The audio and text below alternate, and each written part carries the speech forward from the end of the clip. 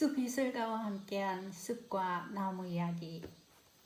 오늘 역시 내촌 목공소의 김민식님의 나무의 시간에 대해서 낭독해 드리겠습니다. 옛부터 딸을 낳으면 오동나무를 심는다고 했다. 딸이 성장하여 결혼할 때 이 오동나무로 장 하나 짜 보내기 위해서다. 가야금과 거문고도 오동나무로 만든다. 우르게 가야금도 오동나무로 만들었다. 중국에서는 오동나무가 상상의 새 봉황을 부른다고 믿었다. 시경에 봉황이 우는 데에 오동나무가 있더라 라는 구절이 있고, 장자에는 봉황은 오동나무가 아니면 앉지 않는다 라고 하여 아무 것이나 탐하지 않고 절개를 지킨다는 뜻으로도 쓴다. 일본의 오동나무 사랑도 우리나라 중국 못지않다. 일본 왕가의 문장에 새겨진 나뭇잎이 오동잎이고, 도요토미 히데요시의 문장도 오동잎이었다고 한다. 봉황이 내려앉는다는 오동나무는 빨리 자라는 나무다. 그리고 무척 무르고 비교적 싼 나무다. 나이테가 촘촘하지 않고 아주 듬성듬성해서 나무가 얼마나 급히 자랐는지를 그대로 보여준다.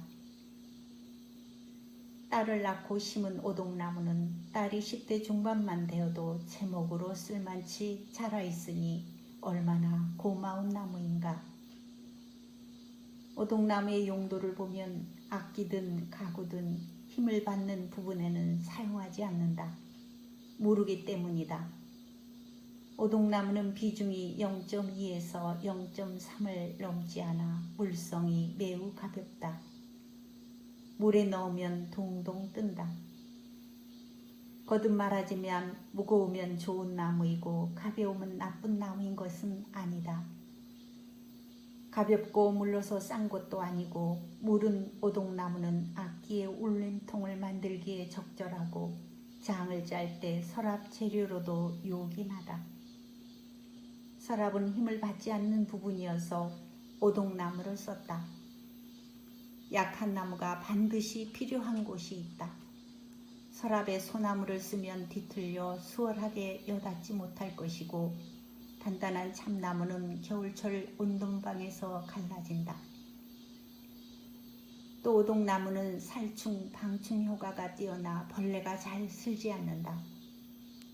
내가 초등학생이던 시절에는 여름방학 과제를 마치려면 잠자리, 매미, 나비를 쫓아 산으로 들러 쏘다녀야 했다. 체지방 곤충은 오동나무 상자에 담아 전교생이 전시를 했다. 중국에서는 천자와 대통령, 천황의 상징인 봉황새가 앉은 나무가 바로 오동이다. 중국의 오동나무는 실은 우리 오동나무와는 완전히 다른 벽오동이다. 우리 오동나무의 원산지는 울릉도라고 한다. 봉황이 머무는 중국 전설의 나무는 벽오동나무인데 중국에서 오동이라고 했다. 오는 벽오동이고 동은 오동나무를 뜻한다.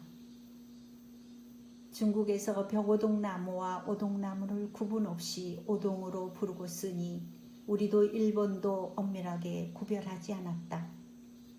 게다가 두 나무는 생김새와 목재의 쓰임새까지 비슷하다. 지금은 생물학 과학적 분류 체계가 있지만 옛 선조들은 생김새, 색깔, 정서로 나무와 풀의 이름을 불렀다. 소나무, 잣나무, 측백나무 등 침엽수는 송백이었고, 회화나무, 느티나무는 괴목으로 썼다. 현대 유럽 생물학, 식물학 체계가 한중일에 정착한 것은 불과 200년에서 100년에 불과하다.